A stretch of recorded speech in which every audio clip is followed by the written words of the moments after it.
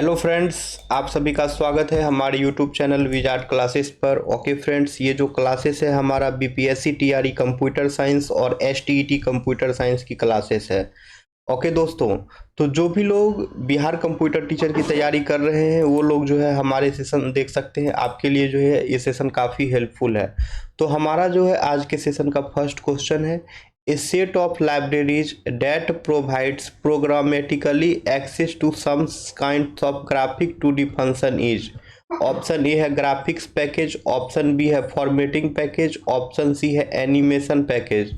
तो दोस्तों इसका आंसर जो है वो हो जाएगा ग्राफिक्स पैकेज। ठीक है, ग्राफिक्स पैकेज जो है एक सेट ऑफ लाइब्रेरीज होता है जो कि प्रोग्रामेटिकली एक्सेस प्रोवाइड करता है ग्राफिक्स 2D फंक्शन को। ओके फ्रेंड्स, तो वही इसका डिस्कशन है। ठीक है, graphics package typically consist of a set of libraries और functions that provide programmatically access to 2D graphic function और these graphics function can include drawing shapes, line, text and other graphical elements on a screen और canvas. Okay friends, next question है हमारा। ठीक है friends, हमारा जो next question है वो पूछ रहा है which shortcut key is use to compile and run the program in C plus plus. C plus plus में कौन से शॉर्टकट की का हम लोग यूज करते हैं प्रोग्राम को कंपाइल और रन करने के लिए। तो दोस्तों इसका आंसर जो है वो हो जाएगा कंट्रोल प्लस F9। ठीक है, कंट्रोल प्लस F9 यानी कि सी प्लस प्लस में जो है हम लोग प्रोग्राम को कंपाइल और रन करने के लिए कंट्रोल प्लस F9 का इस्तेमाल करते हैं। नेक्स्ट क्वेश्चन है हमारा, what does the control unit generate to control other unit. What does the control unit generate to control other unit. Control unit जो है अदर यूनिट को जनरेट करने के अदर यूनिट को जो है कंट्रोल करने के लिए क्या जनरेट करता है। ठीक है फ्रेंड्स, तो ऑप्शन ए है टाइमिंग सिग्नल्स, ऑप्शन बी है कमांड सिग्नल्स, ऑप्शन सी है कंट्रोल सिग्नल्स। ठीक है, तो कंट्रोल यूनिट जो है दोस्तों वो जो है अदर यूनिट्स को कंट्रोल करने के लिए जो है कंट्रोल सिग्नल्स जनरेट करता है। ठीक है, कंट्रोल यूनिट जो है अदर यूनिट को कंट्रोल करने के लिए कंट्रोल सिग्नल्स जनरेट करता है।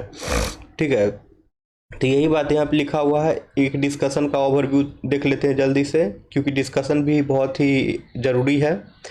मेन फोकस क्वेश्चन पर ही है लेकिन डिस्कशन भी थोड़ा देख लिया जाएगा। Okay, the control unit generate control signals to control other unit within the computer system. ठीक है, तो एक कंप्यूटर सिस्टम के अंदर में जो है कंट्रोल यूनिट जो है अदर सिस्टम को जो है कंट्रोल करने के लिए जो है कंट्रोल सिग्नल्स जनरेट करता है। These control signals instruct various components of the computer such as the arithmetic, logic unit, memory unit, input output devices. ठीक है, तो कंट्रोल यूनिट जो है ये कंट्रोल सिग्नल्स जो जनरेट करता है अदर यूनिट्स को कंट्रोल करने के लिए। तो ये जो कंट्रोल करेगा उस सब का नाम है, जैसे कि ALU को कंट्रोल करेगा, मेमोरी यूनिट को कंट्रोल करता है, इनपुट आउटपुट डिवाइस को कंट्रोल करता है। ये सभी को जो है कंट्रोल करता है कौन, तो कंट्रोल यूनिट। ठीक है, इस पे क्या ऑपरेशंस परफॉर्म होने वाला है और कब ऑपरेशन परफॉर्म होने वाला है, ये सब चीज़ों को जो है कंट्रोल यूनिट कंट्रोल्स करता है कंट्रोल सिग्नल्स के माध्यम से।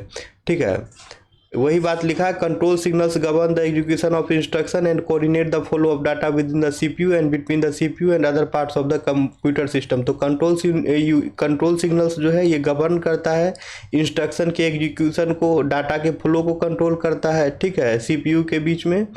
ओके, तो यही था कंट्रोल यूनिट के बारे में। अब है which of the following is a technique that marks the beginning of computer communication. ठीक है, नेक्स्ट क्वेश्चन है which of the following is a technique that marks the beginning of computer communication. मतलब कि इनमें से जो है कौन सा वो टेक्निक है जो कि कंप्यूटर कम्युनिकेशन के बिगिनिंग को मार्क्स करता है। ऑप्शन ए है यूजर इन्वायरमेंट, ऑप्शन बी है बैच इन्वायरमेंट, ऑप्शन सी है टाइम शेयरिंग, ऑप्शन डी है more than one of the above, option ई है नन ऑफ द एबव। तो दोस्तों इसका आंसर जो है वो हो जाएगा टाइम शेयरिंग। ठीक है, इसका आंसर हो जाएगा टाइम शेयरिंग, यानी कि टाइम शेयरिंग जो है एक टेक्निक है जो कि मार्क्स करता है कंप्यूटर कम्युनिकेशन के बिगिनिंग को। ठीक है, इसका देख लीजिए discussion. In A time sharing environment multiple users can interact with in a single computer system concurrently. ठीक है दोस्तों, तो टाइम शेयरिंग इन्वायरमेंट में जो है मल्टीपल यूजर्स जो है सिंगल कंप्यूटर सिस्टम से एक साथ जो है इंटरेक्ट कर सकता है। ठीक है। और time sharing systems were developed to maximise the utilisation of expensive computer resource and to provide interactive computing capability to multiple user simultaneously. तो हमारा ये टाइम शेयरिंग सिस्टम जो है ये डेवलप्ड किया गया था कंप्यूटर के रिसोर्स को जो है मैक्सिमाइज करना और इंटरेक्टिव कंप्यूटिंग कैपेबिलिटीज प्रोवाइड करना मल्टीपल यूजर को साइमल्टेनियसली एक साथ। नेक्स्ट है which language is better for writing structured code. Which language is better for writing structured code, इनमें से कौन सा लैंग्वेज जो है स्ट्रक्चर्ड कोड लिखने के लिए बेटर है। ऑप्शन ए है पास्कल, ऑप्शन बी है फॉर्ट्रैन, ऑप्शन सी है बेसिक, ऑप्शन डी है more than one of the above, option ई है नन ऑफ द एबव। ठीक है, तो इसका आंसर जो है वो हो जाएगा पास्कल। ठीक है, पास्कल जो लैंग्वेज है दोस्तों वो स्ट्रक्चर्ड कोड लिखने के लिए सबसे बेटर लैंग्वेज है। पास्कल जो लैंग्वेज है वो स्ट्रक्चर्ड कोड लिखने के लिए सबसे बेटर लैंग्वेज है। ठीक है, तो देख लीजिए Pascal is often considered better for writing structured code compare to Fortran and BASIC. Fortran and BASIC के कंपेयर में जो है दोस्तों पास्कल को जो है बेटर माना जाता है स्ट्रक्चर्ड कोड लिखने के लिए। Pascal was design with structured programming. ठीक है, principle in mind emphasising readability, modularity and code organisation. तो दोस्तों इतना याद रखिए पास्कल जो है वो स्ट्रक्चर्ड प्रोग्रामिंग पे ही डिजाइन किया गया था। नेक्स्ट है which language does a browser use to display information from the World Wide Web. Which language does a browser use to display information from the World Wide Web. World Wide Web से जो है दोस्तों which language does a browser use to display information from the World Wide Web. ठीक है, world Wide Web से जो है information लेने के लिए ब्राउज़र जो है कौन से लैंग्वेज का इस्तेमाल करता है इंफॉर्मेशन को डिस्प्ले करने के लिए। ऑप्शन है मशीन कोड, ऑप्शन बी है असेंबली लैंग्वेज, ऑप्शन सी है C++, ऑप्शन डी है more than one of the above, option ई है नन ऑफ द एबव। तो दोस्तों इसका आंसर जो है वो हो जाएगा नन ऑफ द एबव। इसका आंसर जो है वो हो जाएगा नन ऑफ द एबव। ठीक है, इनमें से जो है किसी भी लैंग्वेज का जो है ब्राउज़र इस्तेमाल नहीं करता है। ठीक है, वर्ल्ड वाइड वेब से इंफॉर्मेशन डिस्प्ले करने के लिए ब्राउज़र जो लैंग्वेज का यूज करता है वो सब है हमारा HTML हो गया, CSS हो गया, जावा स्क्रिप्ट हो गया। ये सभी लैंग्वेज का जो है दोस्तों ब्राउज़र यूज करता है वर्ल्ड वाइड वेब से इंफॉर्मेशन लेने में। HTML का फुल फॉर्म आप लोग सभी जानते ही हैं कि HTML जो है हाइपर टेक्स्ट मार्कअप लैंग्वेज है। ठीक है, it provides structure and content of web page including text, image, link, other element, ये सब होता है। CSS जो है कैस्केडिंग स्टाइल शीट इसका फुल फॉर्म होता है।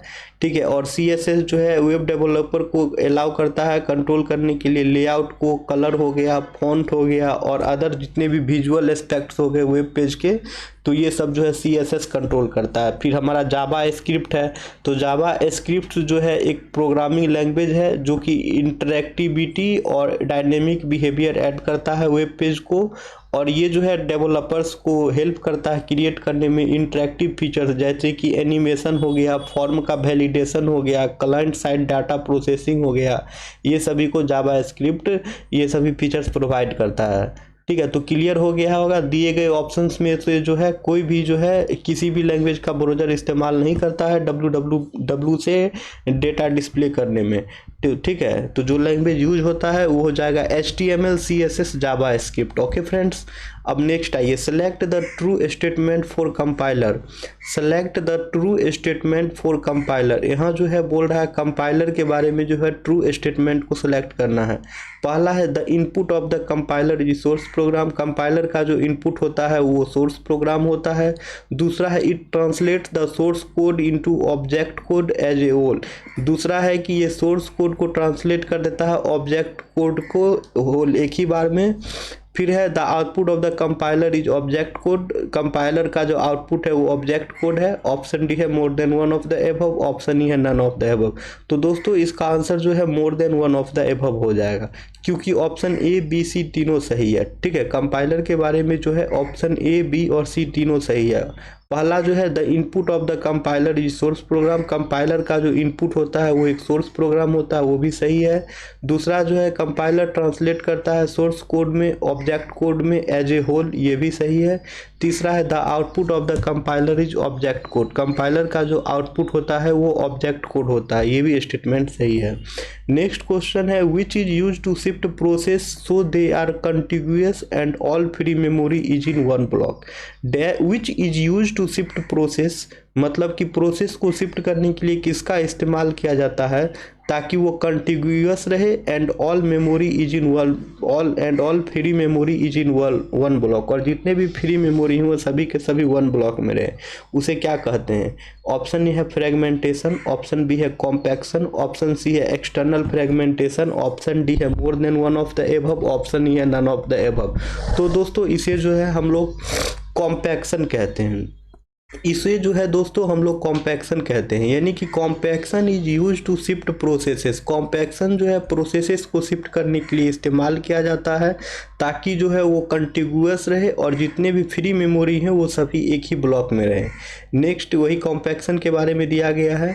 तो compaction use to shift process, compaction जो है प्रोसेस को शिफ्ट करने के लिए इस्तेमाल किया जाता है। सो दे आर कंटिन्यूअस, वो इस ताकि वो कंटिन्यूअस रहे और जितने भी फ्री मेमोरी है वो सभी के सभी वन ब्लॉक में रहे, ठीक है। और this process involves moving process in memory to create a continuous block of free memory thereby reducing fragmentation. और ये चीज़ जो करता है, शिफ्ट करता है प्रोसेस को और इसे जो है कंटिन्यूअस बनाता है, ऑल फ्री मेमोरी को एक ही ब्लॉक में रखता है, ये सभी जो है फ्रेगमेंटेशन का यूज करके करता है। It helps optimize memory usage and it can improve allocation efficiency in system with dynamic memory allocation। तो ये जो है इसको मदद करता है मेमोरी यूजेज को ऑप्टिमाइज करने में, मेमोरी एलोकेशन एफिशिएंसी को इम्प्रूव करने में और डायनेमिक मेमोरी एलोकेशन प्रोवाइड कराने में।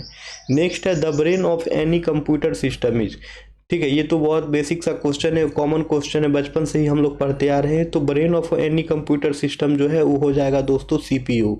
The brain of any computer system जो है दोस्तों वो हो जाएगा सीपीयू। सीपीयू जो है वो सेंट्रल प्रोसेसिंग यूनिट होता है, ठीक है दोस्तों। सीपीयू का जो है फुल फॉर्म वो होता है सेंट्रल प्रोसेसिंग यूनिट। और दोस्तों सीपीयू जो है वेरियस कंपोनेंट को जो है कॉन्सिस्ट करता है, जैसे कि हमारा एएलयू अर्थमेटिक लॉजिक यूनिट हो गया, रजिस्टर हो गया, कंट्रोल यूनिट हो गया, ये सभी के सभी जो है सीपीयू के अंदर होते हैं, ठीक है दोस्तों। सीपीयू को तो ब्रेन ऑफ कंप्यूटर हम लोग कहते हैं, ये तो बात जान ही रहे हैं। और सीपीयू जो है एक काफ़ी इंपॉर्टेंट कंपोनेंट होता है कंप्यूटर सिस्टम में, जो कि रिस्पॉन्सिबल होता है इंस्ट्रक्शन को एग्जीक्यूट कराने में, कैलकुलेशन को परफॉर्म कराने में, या फिर जो भी रिक्वायर्ड टास्क है उसको परफॉर्म कराने में सीपीयू जो है एक बहुत इंपॉर्टेंट रोल प्ले करता है। सीपीयू को जो है हम लोग आम चाल के भाषा में प्रोसेसर के नाम से भी जानते हैं और सीपीयू को ही माइक्रो प्रोसेसर भी कहते हैं, ठीक है। नेक्स्ट है when a key is pressed on keyboard which standard is use for converting the key stroke into corresponding bits. जब हम लोग कीबोर्ड में जो है दोस्तों कोई की प्रेस करते हैं तो कौन सा स्टैंडर्ड यूज होता है की स्ट्रोक को कॉरस्पॉन्डिंग बीट में कन्वर्ट करने के लिए? ऑप्शन ए है ANSI, ऑप्शन बी है ASCII, ऑप्शन सी है EBCDIC, ऑप्शन डी है more than one of the above, option ई है नन ऑफ द एबव। तो दोस्तों इसका आंसर जो है वो हो जाएगा ANSI, ठीक है। इसका आंसर जो है हो जाएगा ANSI, यानी कि when a key is pressed on keyboard ANSI standard is used for converting the key stroke into corresponding bits. Okay, when a key is pressed on keyboard, then ANSI standard is used for converting the keystroke into the corresponding bits, ठीक है। इसका discussion देख लीजिए। तो when a key is pressed on a keyboard, the standard commonly used for converting the keystroke into corresponding bits is ASCII, यानी कि जिसे हम लोग ASCII कहते हैं। और दोस्तों ASCII का फुल फॉर्म याद कर लीजिए, ASCII का जो है फुल फॉर्म होता है American standard code for information interchange, ठीक है दोस्तों। ASCII का जो फुल फॉर्म होता है वो होता है American standard code for information interchange. Next है what difference to the fifth generation computer have from other generation computer. तो दोस्तों यहाँ पे पूछ रहा है कि फिफ्थ जनरेशन कंप्यूटर और अदर जनरेशन के जो कंप्यूटर हैं उसमें डिफरेंस क्या है। ऑप्शन है टेक्नोलॉजिकल एडवांसमेंट का, ऑप्शन बी है ऑब्जेक्ट ओरिएंटेड प्रोग्रामिंग का, ऑप्शन बी है साइंटिफिक कोड का, ऑप्शन डी है more than one of the above, option E none of the above.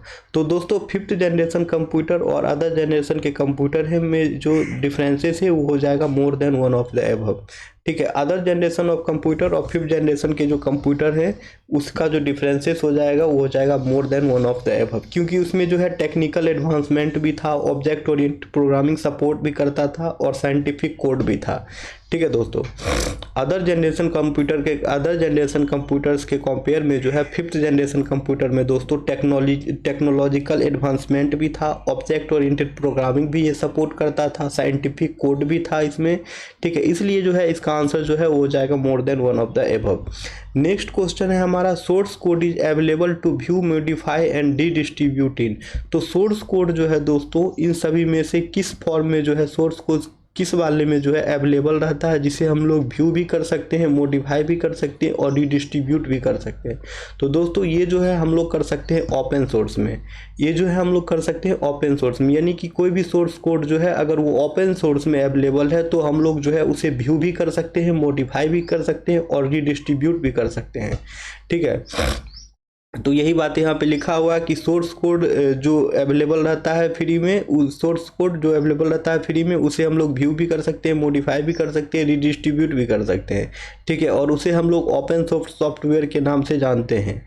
और ओपन सोर्स सॉफ्टवेयर जो है वो लाइसेंस गारंट करता है यूजर्स को ये चीज़ का फ्रीडम कि वो एक्सेस कर सकता है, मॉडिफाई कर सकता है, डिस्ट्रीब्यूट कर सकता है सॉफ्टवेयर कोड को सॉफ्टवेयर में according to the terms of the respective open license source. Respective open source license के अकॉर्डिंग जो है वो यूजर्स उस ओपन सोर्स कोड में मॉडिफाई भी कर सकता है, एक्सेस भी कर सकता है और फिर से रीडिस्ट्रीब्यूट भी कर सकता है। ये सभी के सभी फीचर्स जो है ओपन सोर्स कोड में ही अवेलेबल होता है।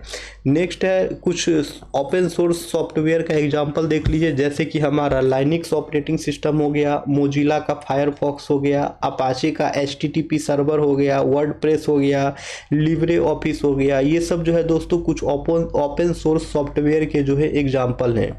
नेक्स्ट है मशीन लैंग्वेजेज, पूछ रहा मशीन लैंग्वेज क्या है। Machine language option A machine independent है, option B difficult to program है, ऑप्शन सी एरर प्रोन है, option D more than one of the above है, option E none of the above है। तो दोस्तों हमारा जो मशीन लैंग्वेज है वो हो जाएगा more than one of the above. हमारा जो मशीन लैंग्वेज है वो हो जाएगा more than one of the above, यानी कि मशीन लैंग्वेज जो है वो मशीन डिपेंडेंट भी है, डिफ़िकल्ट टू प्रोग्राम भी है और एरर प्रोन भी है। ये तीनों के तीनों ऑप्शन जो है हमारे सही हैं। मशीन लैंग्वेज जो है वो हमारा मशीन डिपेंडेंट भी है, डिफ़िकल्ट टू प्रोग्राम भी है और एरर प्रोन भी है। चलिए दोस्तों, तो आज का सेशन यहीं पे ख़त्म करते हैं, फिर जो है हम लोग मिलेंगे नेक्स्ट वीडियो में। ओके, आप लोग हमारे यूट्यूब चैनल से जुड़े रहे। आज का क्लास काफ़ी कम देर का ही हुआ है, 10-15 मिनट का हो पाया है। नेक्स्ट क्लास जो है हमारा फिर 1 आवर्स के अप्रॉक्स होगा, तो आप लोग हमारे चैनल से जुड़े रहे। STT कंप्यूटर साइंस और BPSC TRE कंप्यूटर साइंस की लगातार क्लासेस चल रही है और टील एग्जाम क्लासेस चलते रहेगी। आप लोग जरूर जुड़े चैनल से। ओके फ्रेंड्स, चलिए तो सेशन को एंड करते हैं, फिर जो है हम लोग मिलेंगे नेक्स्ट वीडियो में। Okay friends, thank you everyone.